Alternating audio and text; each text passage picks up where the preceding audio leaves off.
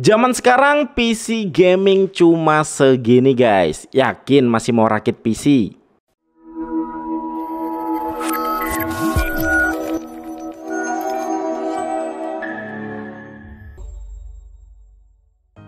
Hai guys, dengan saya Ade. Jadi di sini ada sebuah mini gaming PC yang secara desain ini keren banget ya. Berasa banget kesan gamingnya.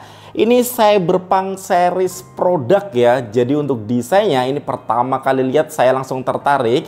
Apalagi untuk prosesor yang dibawa ini juga kenceng ya, menggunakan AMD Ryzen 7 7480HS. Dan untuk harganya pun masih sangat terjangkau ya. Yuk langsung kita lihat video unboxingnya dulu. Oke, jadi untuk boxnya sendiri di sini cuma tertulis mini PC dengan super performance dan tertulis mini komputer ya. Jadi nggak ada keterangan lebih lanjut. Kalau misalnya dibuka, di sini ada box lagi ya. Dimana untuk di dalamnya, ya di sini ada mini PC-nya dan kalau di sini ada ini user manual sama ada kayak tulisan thank you udah beli si produk ini ya. Di sini ada box nih. Untuk boxnya sendiri, oh ini kabel-kabel ya. Jadi di sini ada kabel power sama ada ini kabel HDMI. Nah terus ini dia mini PC-nya guys, yang ini sih kalau untuk digambar keren banget ya.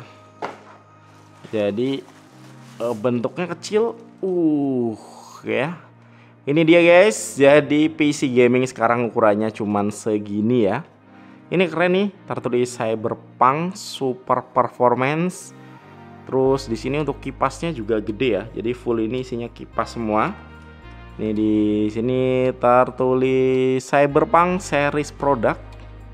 Ini keren guys ya. Oke, kita bahas lebih lengkap aja. Kita nyalain si mini PC ini. Nah, ketika dinyalain di sini ada lampu RGB-nya guys ya. Jadi ini bisa diganti-ganti untuk mode lampunya. Dan untuk desainnya ini berasa banget kesan gamingnya ya. Jadi ini desainnya modern bertema cyberpunk. Keren sih. Tentunya ini jauh lebih simple guys ya. Kalau misal mau dibandingin sama PC rakitan PlayStation 5 atau bahkan Xbox Series S. Untuk dimensinya sendiri di 13 cm kali 13 cm aja, dengan ketebalan di 5,5 cm dan bobotnya cuma 550 gram. Nah, untuk di bagian depan di sini ada tombol power, ada audio jack, ada dua USB 3.2 Gen 2, ada USB 4 dan ada tombol untuk mengganti lampu RGB-nya. Nah, kalau di bagian belakang di sini ada DC ya untuk power, ada 2,5 G LAN port, ada 1000 M LAN port, terus ada HDMI 2.0, ada display port 1.4 dan ada 2 kali USB 2.0. Nah, kalau untuk speknya sendiri si T-Bow MN78 RGB mini PC Cyberpunk ini dia menggunakan prosesor Ryzen 7 7840HS. Ini 8 cores dan 16 threads ya, dengan maksimal boost clocknya di 5,1 GHz dan dia ini punya 16 MB L3 smart case. Untuk RAM-nya sendiri ini 16 GB DDR5 5600 MHz dual channel dengan iGPU Radeon 780M 2700 MHz RDNA 3 dengan 12 SIUS. Untuk SSD-nya 512 GB PCIe Gen 4 dengan M.2 2280 SSD. Yang untuk speednya sendiri ini kenceng ya, jadi rate-nya di 5000-an MB per second dan write-nya di 2600-an MB per second. Nah, ini aku pasang di setup utama saya guys ya, dengan monitor super ultra wide ini. Jadi langsung aku tes untuk main Cyberpunk ya, sesuai dengan tema mini gaming PC ini. Dengan resolusi dia bisa mentok dengan monitor 3840 x 1080 pixel dengan aspek rasio di 32:9.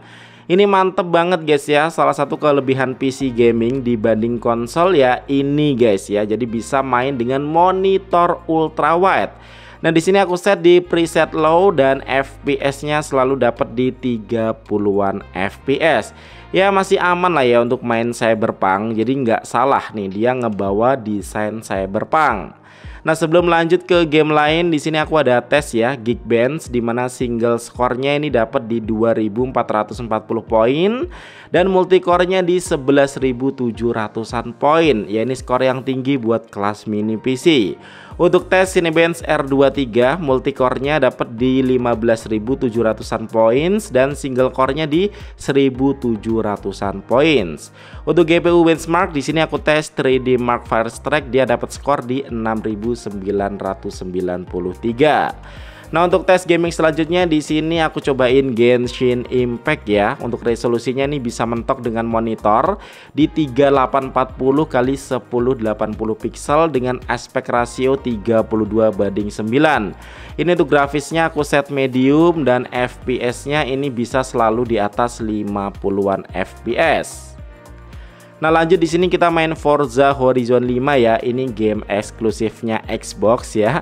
Ini game favorit saya juga. Jadi resolusinya bisa full monitor 3840 x 1080 pixel dengan rasio di 32:9.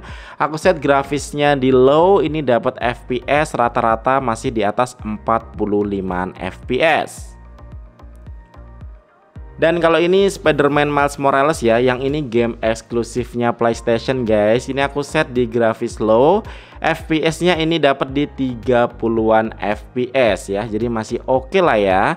Apalagi bisa main pakai monitor ultrawide ini, pakai aspek rasio 32:9. Kalau main di PlayStation ini nggak bisa ya pakai monitor ultrawide seperti ini. Nah, yang cukup keren yaitu ketika main game kipasnya nggak berisik ya, beda sama laptop gaming yang berisik. Untuk sistem pendinginnya sendiri ini fin dual pass radiator dan fan-nya gede ya, diameternya di 9 cm. Dan untuk di bagian bawah di sini juga ada kipas untuk SSD-nya. Nah, di sini untuk suhunya sendiri guys ya, kalau pas idle di 38 derajat Celcius, untuk gaming rata-rata di 75 derajat Celcius, dan untuk gaming maksimal di 85 derajat Celcius.